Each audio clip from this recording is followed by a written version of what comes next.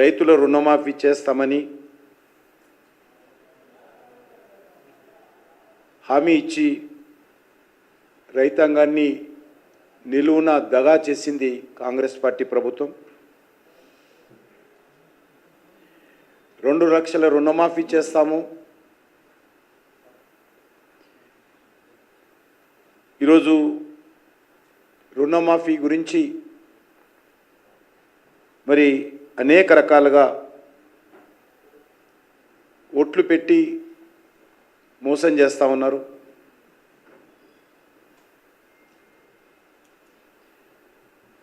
అదేవిధంగా కౌలు రైతులకు 15,000 రూపాయలు ఇస్తాము. ఎకరానికి రైతు బంధు ప్రత్యామ్నాయంగా 15,000 ఇస్తాము.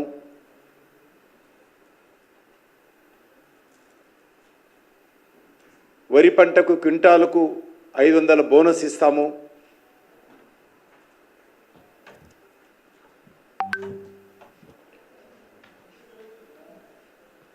మరి ఏ ఒక్కటి కూడా ఈరోజు అమలు చేసేటువంటి పరిస్థితుల్లో కాంగ్రెస్ పార్టీ ప్రభుత్వము సానుకూలంగా ఆలోచన చేస్తలేదు. రైతులను నమ్మబలికి అధికారంలోకి వచ్చిన తర్వాత ఈరోజు న్యాయవంచన చేస్తూ ఉంది రేవంత్ రెడ్డి గారి ప్రభుత్వం. మరి పార్లమెంట్ ఎన్నికలకు ముందు కూడా ఈ యొక్క ఇచ్చినటువంటి గ్యారంటీలను మర్చిపోయి తగుదునమ్మా అని అనేక రకాల కొత్త హామీలు ఇవ్వడం జరిగింది.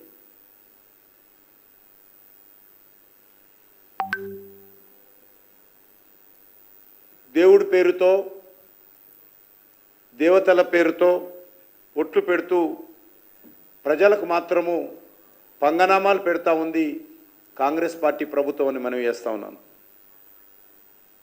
ముఖ్యంగా ఈరోజు 100 రోజుల్లో రుణమాఫీ చేస్తామని చెప్పి ఆగస్టు మరి ఇస్తామని చెప్పి ఈరోజైతే వాయిదా వేస్తూ ఉందో ఇది ఇంతకంటే రైతు రుణమాఫీ పైన అన్యాయం ఇంకొకటి ఉండదు. డిసెంబర్ 9న మా సోనియమ్మ జన్మదినము. ఆ రోజు రైతులు రుణమాఫీ చేస్తాము.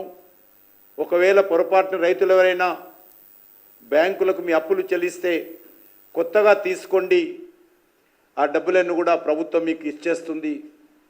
ఒకవేళ ధాన్యం ఉంటే మీరు అమ్మకండి, మా ప్రభుత్వం వచ్చేంత వరకు ఆగండి, 500 బోనస్ ఇస్తామని చెప్పి ఊరూరా తిరిగినటువంటి రాహుల్ గాంధీ, రేవంత్ రెడ్డి ఈరోజు మరి ప్రజలను ఈరోజు అన్యాయానికి గురి చేస్తూ ఉన్నారు.